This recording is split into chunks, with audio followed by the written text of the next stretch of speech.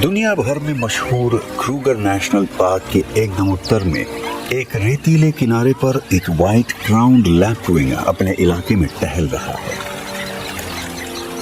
वो और उसकी साथी नदी के करीब 1 किलोमीटर से भी कम इलाके को कंट्रोल करते हैं।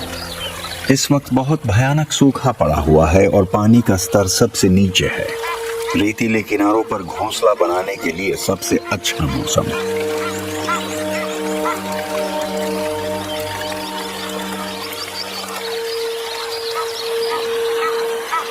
लैपविंग्स की नदी को लुवुवु कहा जाता है और ये जंगल के एक बेहद खास हिस्से पफूरी से होकर बहती है।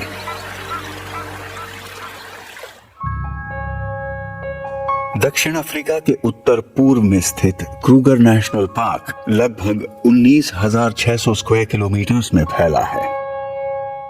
पफूरी इस बड़े इलाके का सबसे उत्तरी सिरा है। ये 2 नदियों के बीच बसा है, उत्तर में लिम्पोपो और दक्षिण में लुवुवु। जब ये नदियां अपने किनारे तोड़ती हैं तो एक विशाल बाढ़ का मैदान पैदा करती है जो पफूरी का बड़ा हिस्सा घेर लेता है।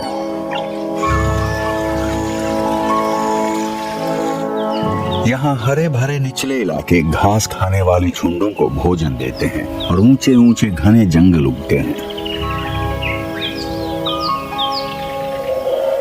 जहाँ पानी कम जमा होता है वहाँ सख्त पौधे उगते हैं जो पफूरी की अद्भुत बायोडाइवर्सिटी को और बढ़ाते हैं।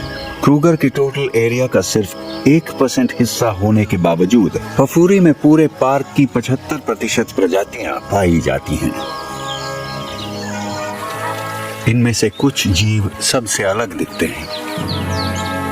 कुछ ऐसी प्रजातियां जो रिजर्व के दूसरे हिस्सों में मुश्किल से दिखती हैं और बड़े बड़े झुंड जो इस जगह के प्रतीक बन चुके हैं।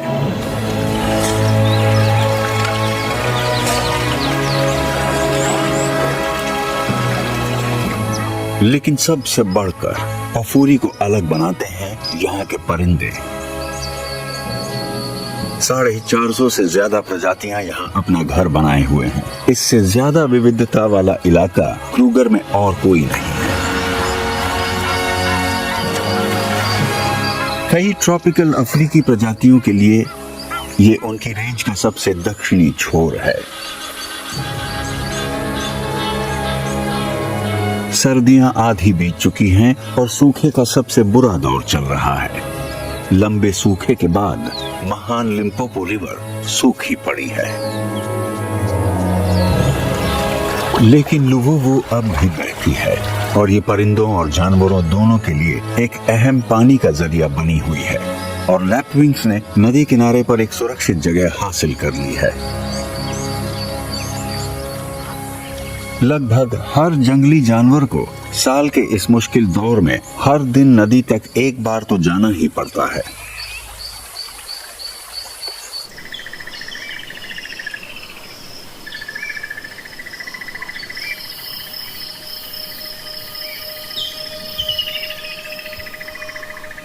पफूरी में सुबह होते ही वाटरबग का एक झुंड दलदली बाढ़ के मैदान में चल रहा है। नर वाटरबग का वजन 250 किलो तक हो सकता है, जो इन्हें अफ्रीका के सबसे भारी सींगदार जानवरों में से एक बनाता है। ये अपना वजन प्रोटीन से भरपूर घास और जड़ी बूटियों को खाकर बनाए रखते हैं और सूखे के मौसम में ये बाढ़ का मैदान ही उन्हें वो खाना देता है। इतना सारा प्रोटीन प्यास बढ़ा देता है और वाटरबग सबसे ज्यादा पानी पर निर्भर रहने वाले हिरणों में से एक हैं। जैसे जैसे दिन गर्म होता है ये पानी पीने के लिए लुवुवु की ओर बढ़ते हैं। अगर नदी न होती तो सूखे के इस मौसम में ये यहाँ जिंदा नहीं रह सकते थे।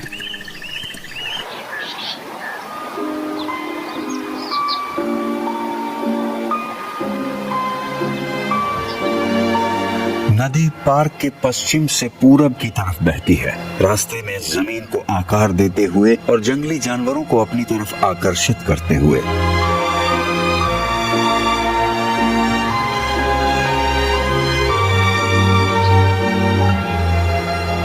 यहाँ पफूरी के पश्चिमी इलाके में इसने चट्टानों को काटते हुए एक गहरी घाटी बनाई है।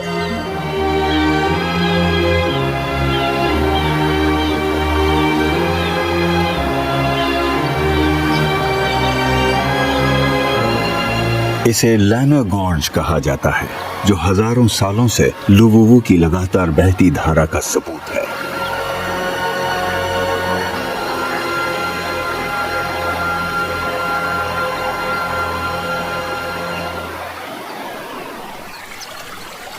और नीचे की ओर पूरब में चट्टानी किनारों की जगह रेतीला नदी किनारा ले लेता है।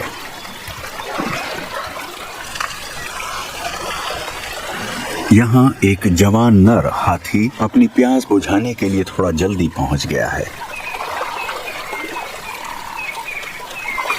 पफूरी यहाँ रहने वाले हाथियों के झुंडों की वजह से मशहूर है। यहाँ सदाबहार पानी के जरिए और हरियाली भरपूर मात्रा में है। लेकिन ये युवा नर अपने झुंड से अलग हो गया है और फिलहाल अकेले जिंदगी जी रहा है।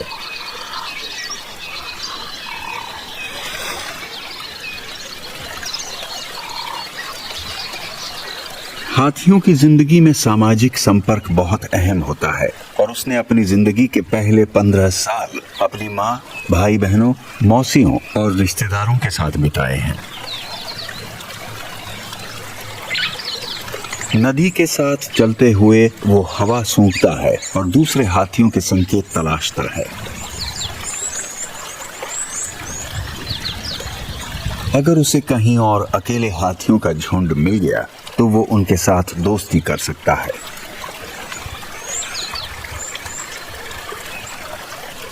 लेकिन फिलहाल वो अकेला है।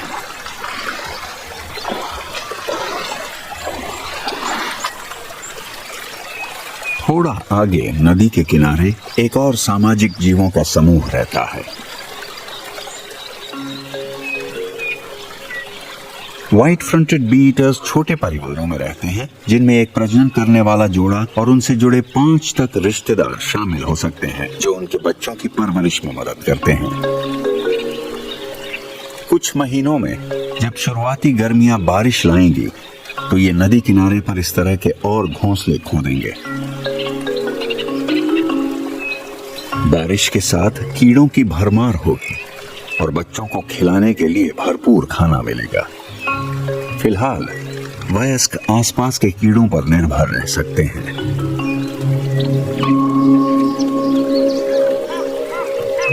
लुवुवु में मौजूद थोड़ा सा पानी भी तरह तरह के पानी वाले परिंदों को आकर्षित करता है और हर परिंदा अपने ढंग से खाना ढूंढते हुए दिन की शुरुआत करता है।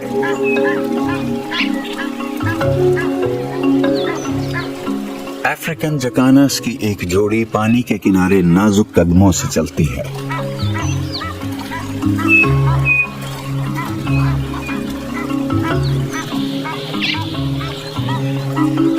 उनके लंबे पंजे उनके वजन को तैरते हुए पौधों पर फैला देते हैं। साथ मिलकर वो नदी किनारे का एक इलाका अपने काबू में रखते हैं, जो उन्हें कीड़े मकोड़े देने के लिए काफी है।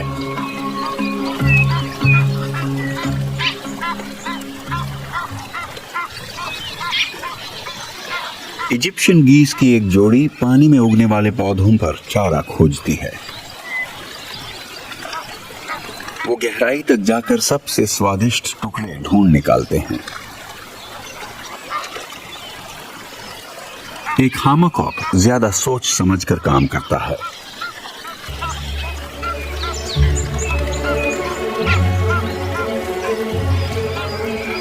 वो नदी के पौधों के बीच रहने वाले जीवों की तलाश में है।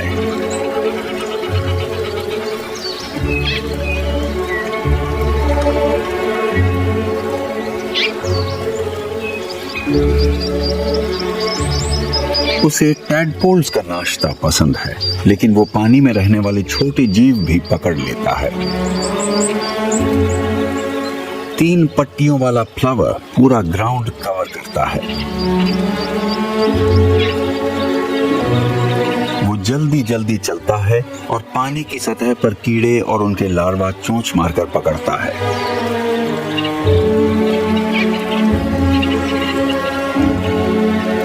छोटे छोटे इन शिकारों से उसका पेट भरने में काफी वक्त लगेगा।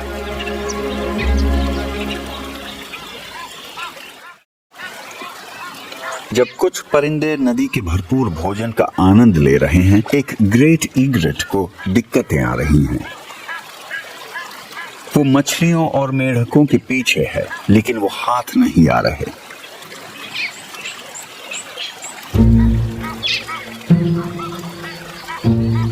शायद दूसरी जगह ज्यादा फायदेमंद साबित हो।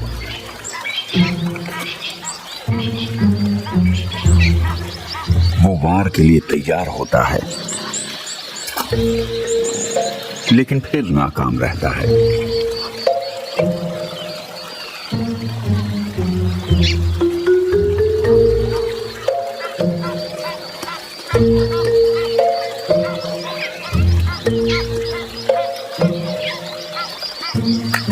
एक आखिरी कोशिश में उसे एक छोटी सी कामयाबी मिलती है। ये ज्यादा नहीं है, लेकिन शुरुआत तो हुई। जहां ज्यादातर परिंदे छोटे जीवों पर निर्भर हैं, वहीं कुछ दूसरे जीव बड़े शिकार की तलाश में हैं। नाइल मगरमच्छ नदी के किनारे कतार में धूप सेंकते हुए पड़े हैं। चूंकि उत्तर की ओर लिम्पोपो नदी सूख गई है, वहां के कई मगरमच्छ अब लुवुवु में आ बसे हैं। यहाँ अब भी पानी गहरा है, जो उनके जीने के लिए काफी है। इन्हें पानी के नीचे से अचानक हमला करने के लिए जाना जाता है, लेकिन मगरमच्छ मछलियां भी खाते हैं। वो अपनी ताकतवर पूंछ से पानी के अंदर शिकार का पीछा करते हैं।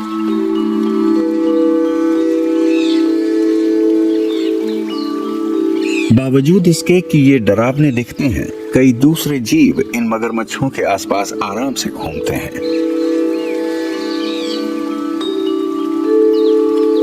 तितलियों की फड़फड़ाहट इन रेंगने वाले जीवों के साथ एक विरोधाभास पैदा करती है।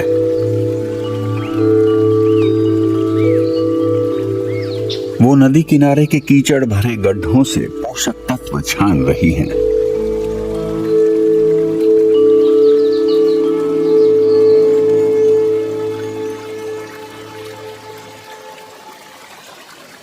इन पंख वाले मेहमानों को देखकर एक और भीड़ इधर आकर्षित होती है। Bee eaters. ये नखरेबाज परिंदे अपने शिकार को निगलने से पहले उसके पंख हटाते हैं।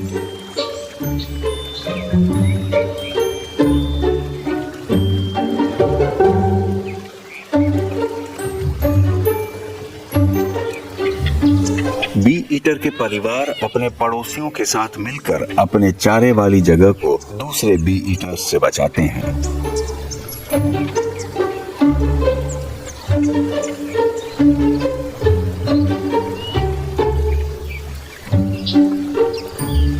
सूखे मौसम में नदी का पानी कीड़ों को अपनी तरफ चुंबक की तरह खींचता है, और बी ईटर्स अपना खाना किसी और से बांटना नहीं चाहते।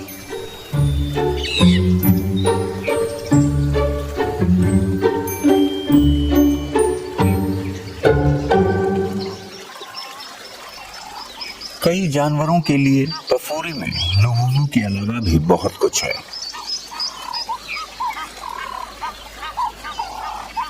किशोर हाथी नदी छोड़कर झाड़ियों में साथी ढूंढने निकलता है।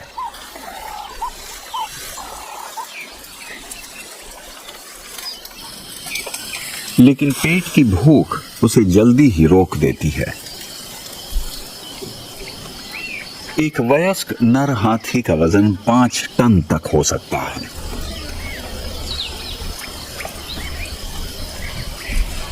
उसके थाली जितने बड़े पैर खास तरह से बने हैं ताकि इस भारी वजन को संभाल सकें, जिनमें चर्बीदार और रेशेदार टिश्यूज के गद्दे होते हैं।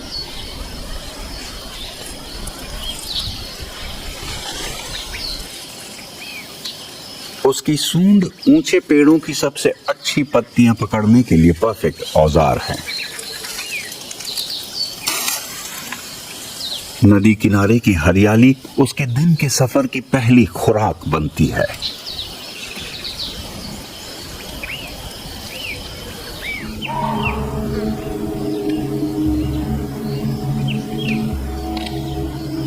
पफूरी में हाथियों के लिए भरपूर खाना है। इनमें से सबसे खास है एक पेड़ जो इस पार्क की पहचान भी है।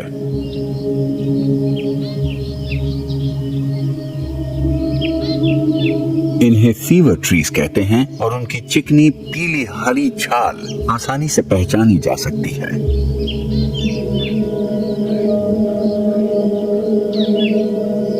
यहाँ शुरुआत में बसने वालों ने देखा कि इन पेड़ों के पास रहने वालों को बुखार हो जाता था।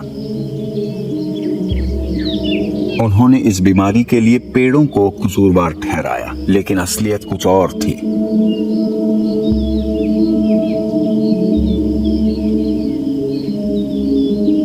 फीवर ट्रीज नम इलाकों में उगते हैं, अक्सर दलदल के पास, जो असली दोषियों यानी मलेरिया फैलाने वाले मच्छरों के पसंदीदा अड्डे हैं।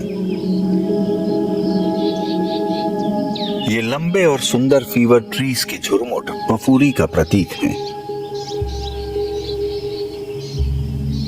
ये बाढ़ के मैदानों की गाद वाली जमीनों में फलते फूलते हैं और जब नदियां उफान पर होती हैं तब पानी से भरे रहते हैं। ये शांत और ठंडे छायादार जंगल साल के इस वक्त कई जीवों के लिए पसंदीदा चारागाह हैं। एक अकेला ईलैंड नीचे की झाड़ियों में चुपचाप चल रहा है।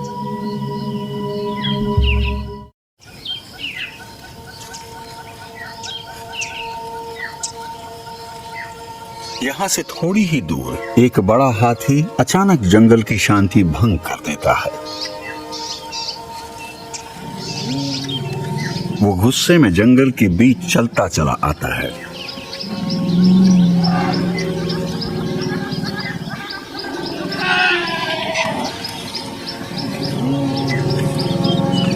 और जल्दी ही इसकी वजह भी साफ हो जाती है। उसके सबसे ताकतवर औजार में एक खामी आ गई है।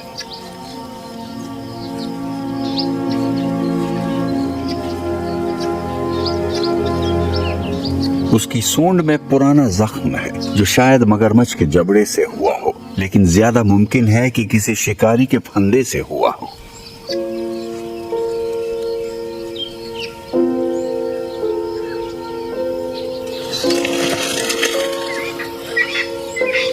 वो अपनी सूंड को पूरी तरह ऊपर उठाकर पत्तों तक नहीं पहुंच सकता।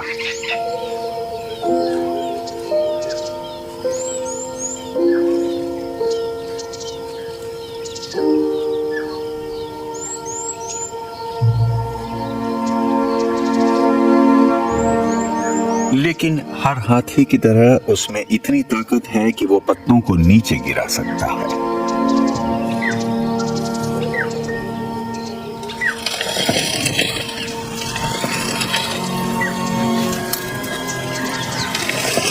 एक बार जब वो कोई पेड़ चुन लेता है तो उसकी जबरदस्त ताकत बाकी काम खुद कर देती है।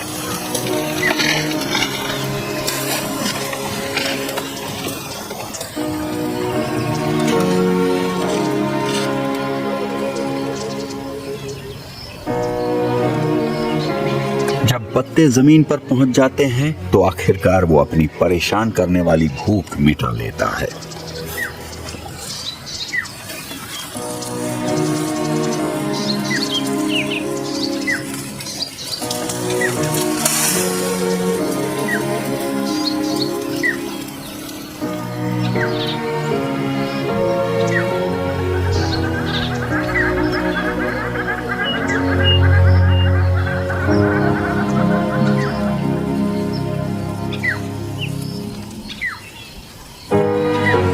पेट भरने के बाद वो धीरे धीरे जंगल के बीच से आगे बढ़ जाता है।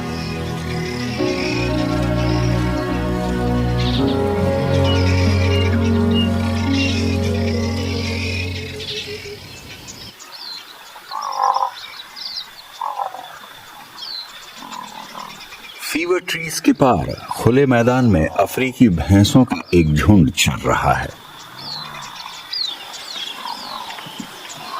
बाढ़ के मैदानों में घास ऊंची हो गई है, लेकिन इस मौसम में ये सूखी और सख्त हो जाती है। लेकिन भैंसों पर इसका कोई खास असर नहीं पड़ता। वो क्वालिटी से ज्यादा क्वांटिटी को महत्व देती हैं और दूसरे चरने वाले जानवरों के मुकाबले सख्त चारे पर भी गुजारा कर लेती हैं।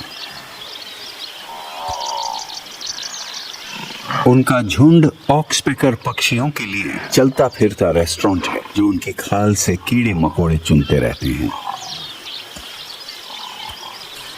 बड़ी भैंसों के पास भले ही शानदार सींग हों, फिर भी पूरा झुंड शिकारी जानवरों से चौकन्ना रहता है, क्योंकि उनके साथ बच्चे भी हैं।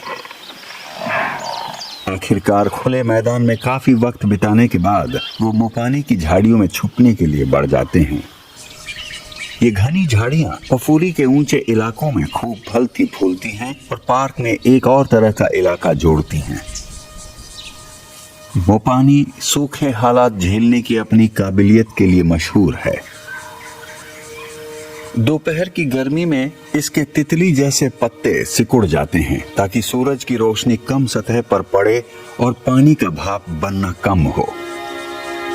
ये पफूरी के जानवरों के लिए प्रोटीन का एक शानदार जरिया भी है। लेकिन आज इन सुनहरे पेड़ों का सबसे अच्छा इस्तेमाल एक ब्राउन स्नेक ईगल कर रहा है।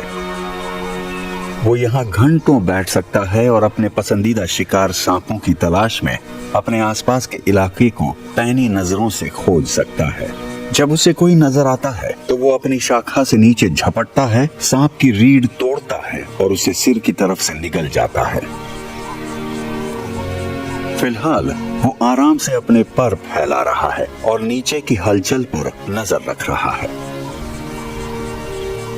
ऐसे शिकारी परिंदों की मौजूदगी में पफूरी के छोटे जानवरों को बेहद सतर्क रहना पड़ता है।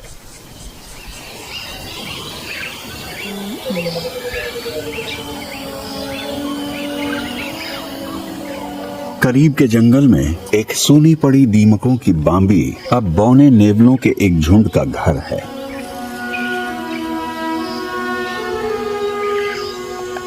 जैसे जैसे दिन चढ़ता है, वयस्क एक एक करके अपनी बिल से बाहर आते हैं।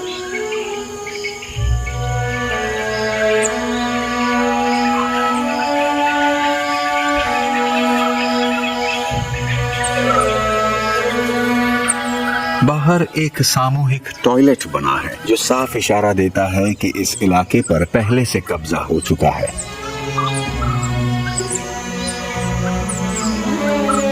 सिर्फ 20 सेंटीमीटर लंबे ये नेवले शिकारियों के सामने ज्यादा कुछ कर नहीं सकते, लेकिन 14 नेवलों के इस परिवार में सब एक दूसरे की हिफाजत करते हैं।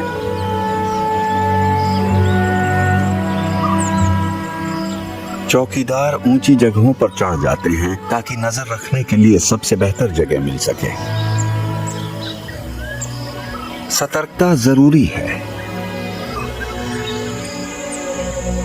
छोटे बच्चों की रक्षा करनी है।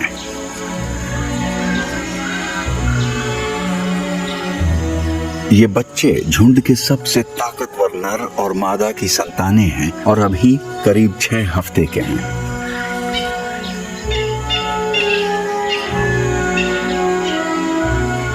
पूरा झुंड मिलकर इनकी परवरिश करता है।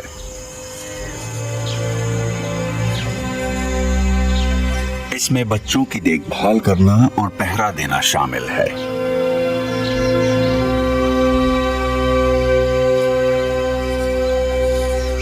कुछ अधीन मादाएं बच्चों को दूध पिलाने में मदद करती हैं, कुछ तो बिना खुद प्रेग्नेंट हुए भी ऐसा करती हैं।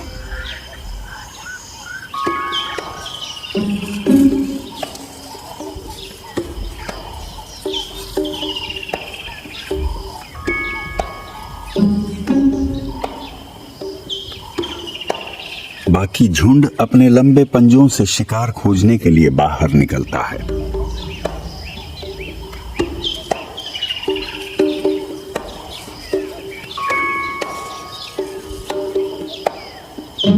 सूखे जंगल की झाड़ियों में खाने के लिए बहुत कुछ है।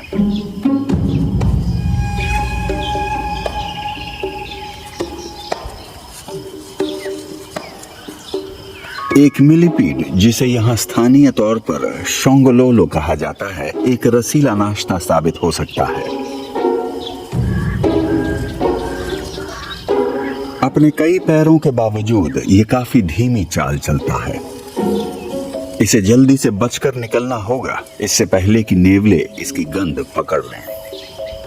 छोटे शिकारी ज्यादातर जमीन पर ही शिकार करते हैं और मिलीपीड का पेड़ पर चढ़ जाना इस बार उसे बचा लेता है।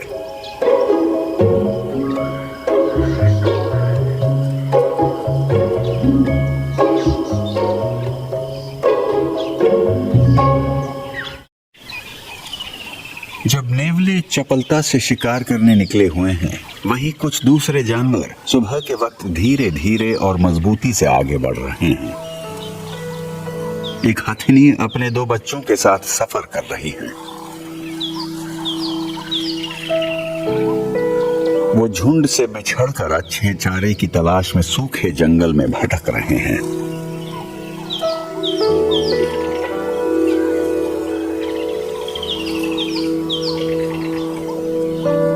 सिर्फ छोटा बच्चा इस मादा का है।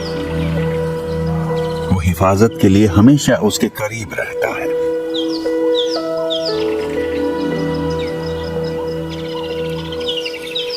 दूसरे बच्चे की मां कहां है ये कहना मुश्किल है, लेकिन एक दुख भरी आशंका ये हो सकती है कि उसके दांतों के लिए उसे शिकारियों ने मार डाला हो। इन तीनों को जल्दी ही अपने बड़े झुंड से फिर से मिलना होगा। पफूली में शेर मौजूद हैं और छोटे हाथियों के लिए झुंड में रहना बेहद जरूरी है।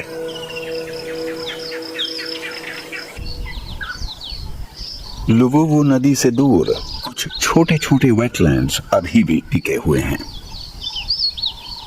ये पानी का तालाब आखिरी बारिश में जमा हुए पानी से बना था और यहाँ का पानी सूखा मौसम खत्म होने तक चलेगा। इसने 6 बड़े नर हाथियों को अपनी ओर खींचा है।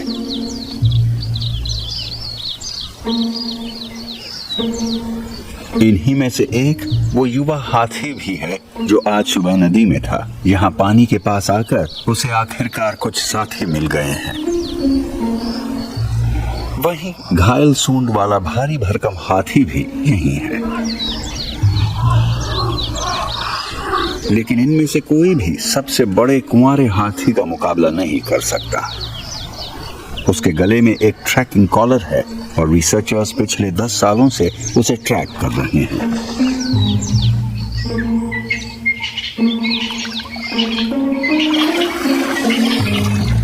वो लगभग 45 साल का है और अपनी जिंदगी के सबसे शानदार दौर में है। अपनी लंबी जिंदगी में उसने कई जख्म झेले हैं। अगर सब सही रहा तो वो करीब 60 साल तक जी सकता है। बाकी सारे नर उसे प्यास बुझाने वाले पानी के पास पूरा स्पेस देते हैं। घायल सूंड वाला हाथी अपनी खामी के साथ जीना सीख चुका है। पानी को अच्छे से खींचने के लिए वो अपनी सूंड को पानी में एक एंगल पर डुबोता है। इससे उसकी सूंड का जख्मी हिस्सा बंद हो जाता है और उसमें हवा नहीं खींचती।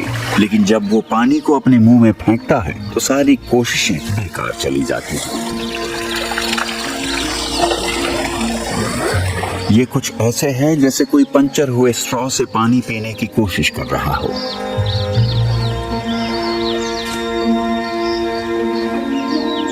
इस लगातार परेशानी को देखकर उसके पहले वाले चिड़चिड़े बर्ताव को समझना आसान हो जाता है। लेकिन किसी हाथी को पानी की सैर से ज्यादा राहत किसी और चीज में नहीं मिलती।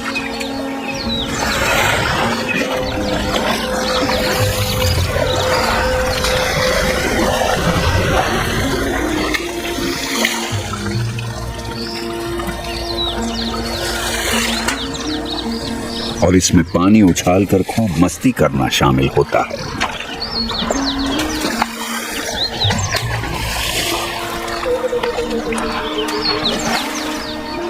एक पेड़ खुजली करने की पसंदीदा जगह बन जाता है।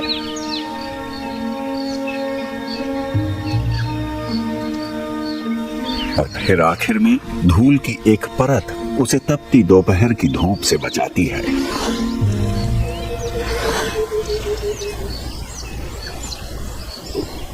जब हाथी चले जाते हैं तो हमेशा की तरह पफूरी के परिंदे पानी में धमाल मचाते हैं।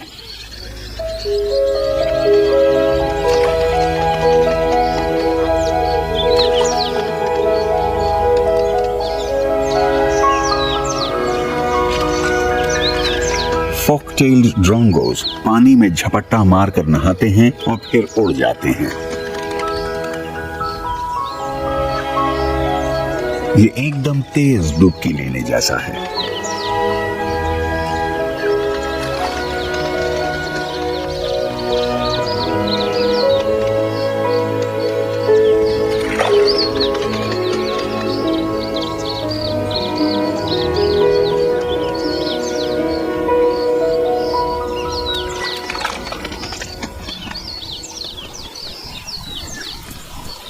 एक छोटा सा इम्पाला का झुंड पानी पीने आता है।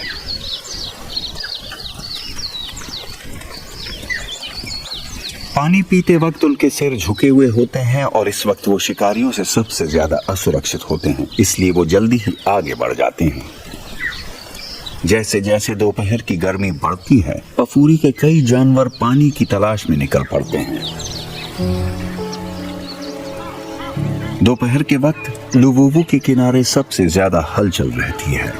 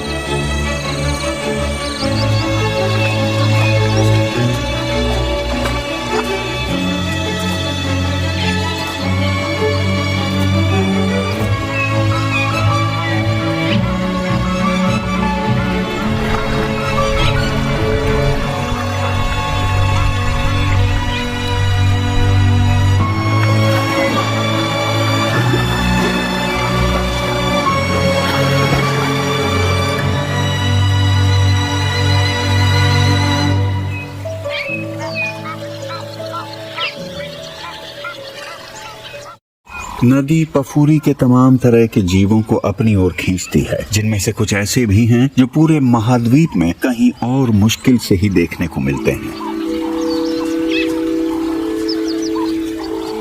न्याला खासतौर पर शर्मीले हिरण होते हैं जो घने जंगलों में रहते हैं, अक्सर पानी के पास।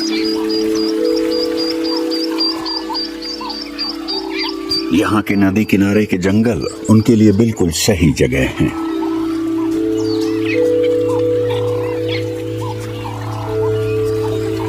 चाहे वो कितने भी प्यासे हों, वो पानी के पास सतर्क रहते हैं। ये इलाका मगरमच्छों का है। नदी के उस पार एक मादा न्याला अपने 2 बच्चों के साथ पहुंची है। ये सब भी नरों जितने ही सतर्क हैं और इसकी वजह भी है।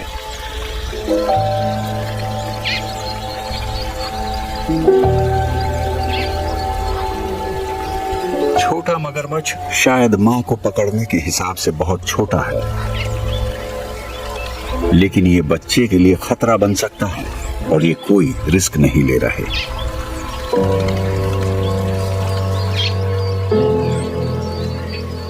नदी के नीचे की ओर वाटरबक भी अपने बच्चों के साथ आ चुके हैं।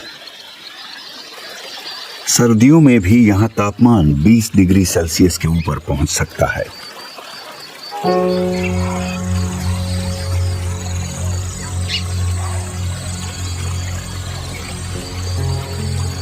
नरम नम रेत थोड़ी ठंडक देती है।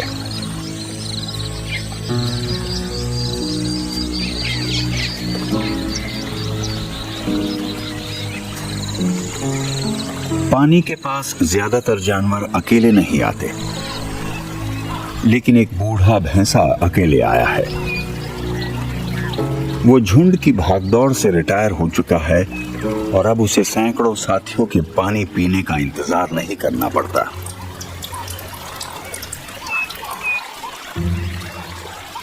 वो अकेला बूढ़ा नहीं है जो किनारे पर आया है। वॉटहॉग की बड़ी बड़ी गांठें उसकी उम्र का सबूत हैं।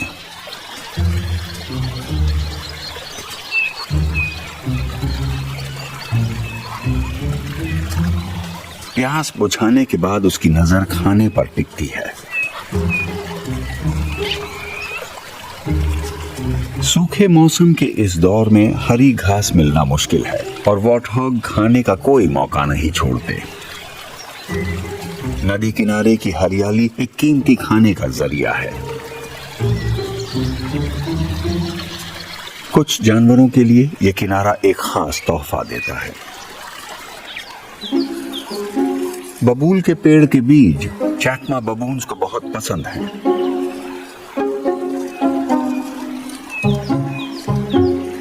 पैरों जितनी लंबी बाहों के साथ बबून्स जमीन पर चलने के लिए सबसे ज्यादा ढले हुए बंदर हैं।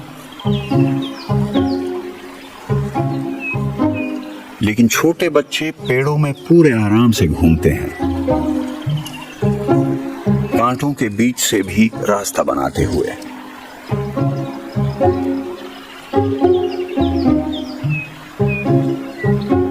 सभी जानवरों के लिए नदी खाना और पानी देती है और दोपहर की गर्मी से थोड़ी राहत भी।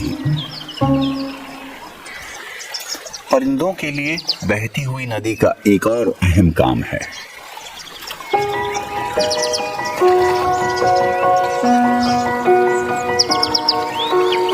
ज्यादातर परिंदों को उड़ने के लिए अपने पंखों को साफ रखना जरूरी होता है।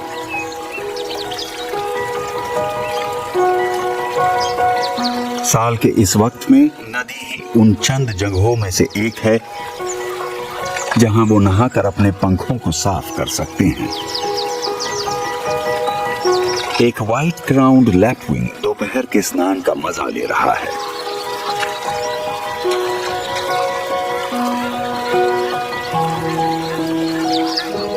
नहाना ही पंखों की देखभाल का इकलौता हिस्सा नहीं है।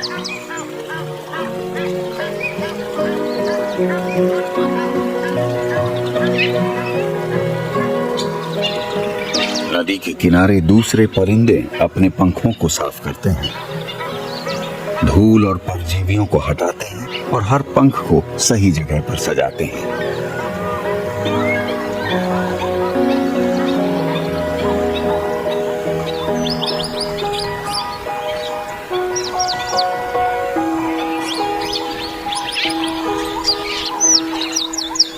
एक वूली नेक्ड स्टॉक आज नदी पर मौजूद बड़े परिंदों में से एक है, लेकिन ये भी अपने रिश्तेदार सैडल बिल्ड स्टॉक के सामने बौना लगता है। सैडल बिल्ड स्टॉक 1.5 मीटर ऊंचा होता है। बाकी जीवों की तरह बड़े परिंदे भी पानी की चाह में लुवुवु की तरफ खींचे चले आते हैं। 5 किलो का व्हाइट बैक्ड गिद्ध रोज पानी पीने और नहाने के लिए आता है।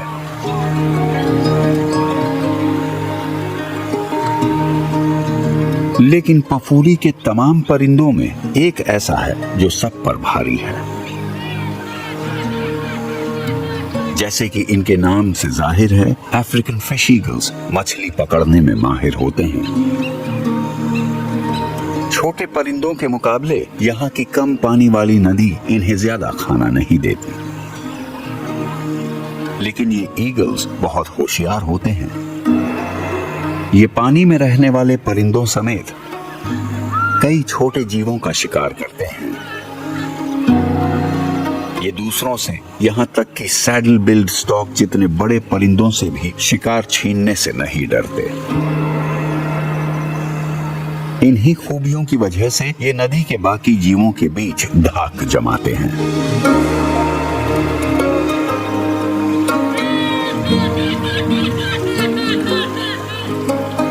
बाकी सब की तरह इन्हें भी पानी पीना पड़ता है।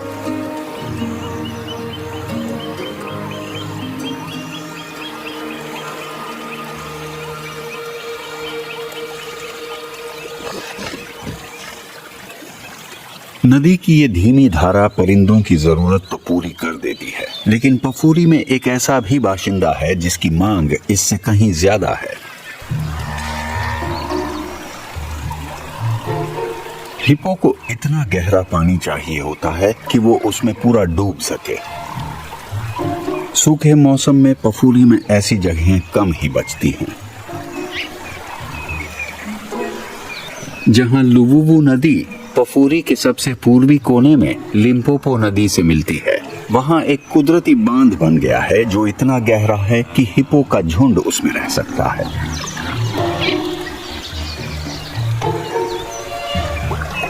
ये विशाल जानवर अपनी नाजुक त्वचा की वजह से दिन का ज्यादातर वक्त पानी में बिताते हैं ताकि धूप से बच सकें।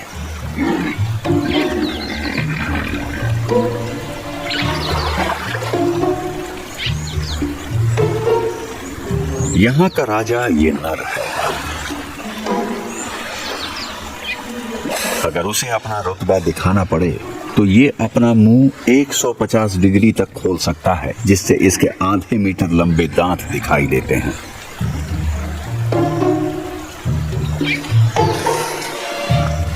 फिलहाल ये अपने झुंड के साथ पानी में आराम कर रहा है।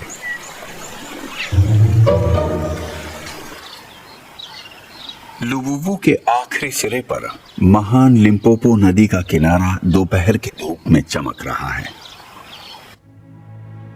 क्रुक्स कॉर्नर के नाम से जाना जाने वाला ये इलाका 3 देशों की सरहद बनाता है। साउथ वेस्ट में साउथ अफ्रीका, नॉर्थ ईस्ट में जिम्बाब्वे और ईस्ट में मोजाम्बिक।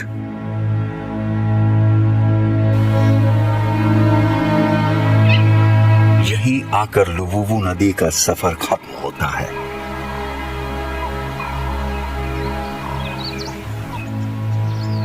पूरब की ओर बहती हुई ये अब एक ऐसी रुकावट से टकराती है जिसे ये पार नहीं कर सकती, लिम्पोपो की चौड़ी रेतीली दीवार। पफूरी के जीवों के लिए लुवुवु ने एक और तपती सूखी दोपहर में पानी देकर अपना काम कर दिया है।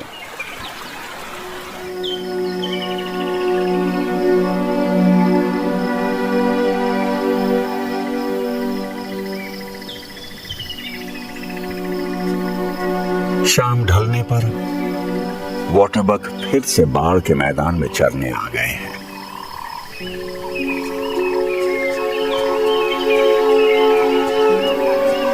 वो शाम के ठंडे और शांत माहौल का लुत्फ उठाते हैं।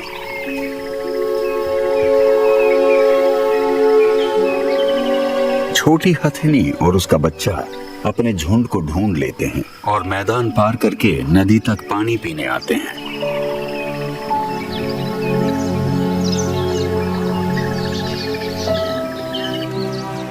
लुवुवु के किनारे बबून का झुंड भी कुछ देर पानी के पास बिताकर पेड़ों की तरफ सोने जा रहे हैं।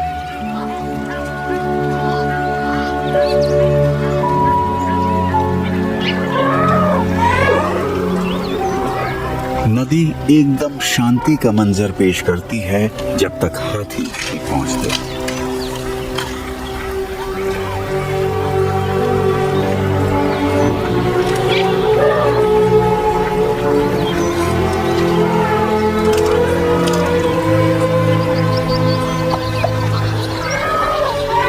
नरम ठंडी रेत दिन भर की गर्मी के बाद एक बड़ी राहत है।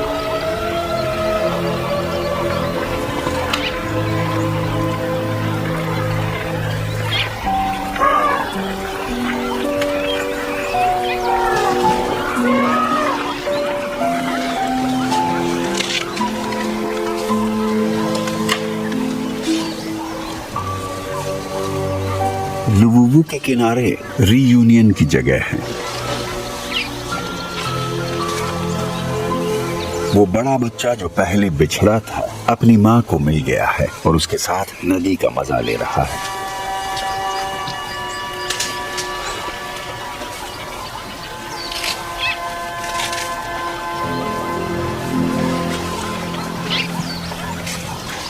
झुंड आराम से खाना और पानी लेकर खुद को तरोताजा कर रहा है।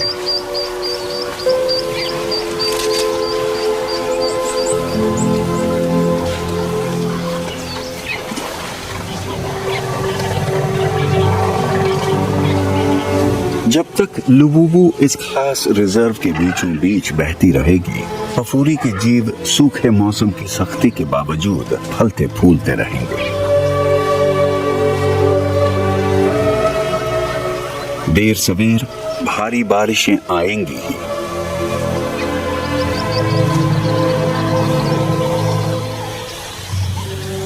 लिम्पोपो फिर से बहेगी और बाढ़ का पानी मैदानों में नई हरियाली लाएगा। तब तक के लिए हाथी और बाकी जीव पफूरी की इस बेशकीमती जीवन रेखा के किनारे वो सब कुछ पालेंगे जिसकी उन्हें जरूरत है।